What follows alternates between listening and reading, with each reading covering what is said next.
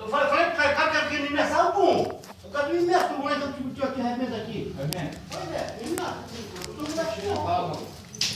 Tô mais não. Tá brigando com um cara errado. Tu tá mexendo com a pessoa errada também. O cara é errado. Pois é, você é errado. Mano. Não foi tu que me ameaçou aqui? Deixa eu te falar em 5 segundos. Vai, Não foi você que me ameaçou aqui? Então vai buscar, eu tô aqui, ó. Eu sou sentado. Agora eu falei, eu não ameaço ninguém. Não tem no pito pra dar água não, Eu mano. sou pequeno, mas não sou pedaço. Agora eu não ameaço ninguém, não. Eu te ameacei de quê aí? Tu não me ameaçou duas vezes aqui?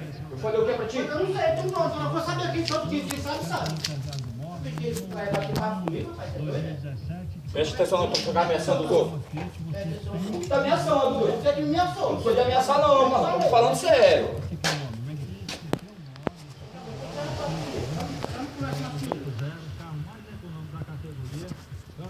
Não sou crédito não, bom.